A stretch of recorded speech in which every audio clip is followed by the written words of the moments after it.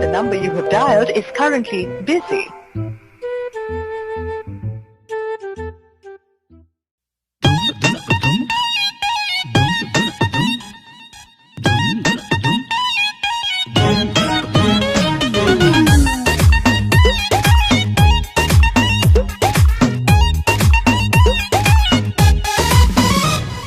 रात में तुझको कॉल किया तेरा फोन बिजी था। इतना बता दे मुझसे ज्यादा कौन निजी था। लोन पे फोन लिया तब जाके तुम्हें दिया बात करने को। 28,000 के बिल भरी हो आ दूसरा के काबू बोलो। बेवफा बेहया बेशरम तेरी माँ। देखो गाड़ी मत, देखो गाड़ी मत, ए सोना सुनो ना, देखो गाड़ी मत, देखो गाड़ी मत।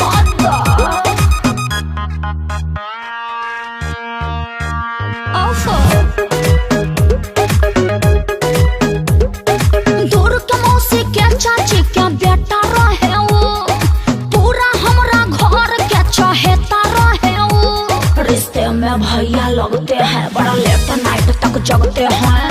आ कभी कभी मन करता है तो फोन घुमा लेते हैं। तेरी मौसी के, तेरी चाची के, तेरी मौसी के चाची के बेटा बड़ा कूता है।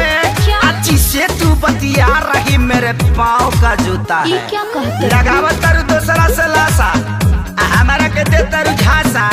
बेवफा बेहया बेशरम तेरी माँ। देखो गाड़ी मत दो, देखो गाड़ी मत दो, ए सोना सुनो ना, देखो गाड़ी मत दो, देखो गाड़ी मत दो। ओफो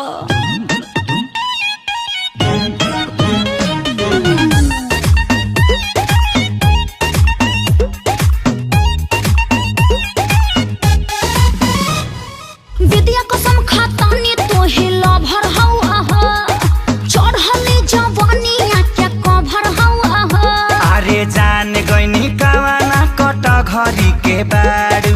दिल के आराम नवा पर फेर देलू झाड़ू। एक काम कर, कहो सुबह सुबह तैयार हो जा, मिलने के लिए बेकरार हो जा। लिपस्टिक पाउडर थोड़ा सेंट मार के हमरा लगे झाड़ के।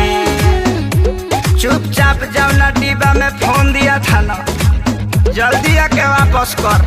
बेवफा बेहया बेशरम तोरी माँ। देखो गाड़ी मत दो, देखो गाड़ी मत दो, ए सोना सुनो ना, देखो गाड़ी मत दो, देखो गाड़ी मत दो। बड़ी आई गाड़ी मत दो।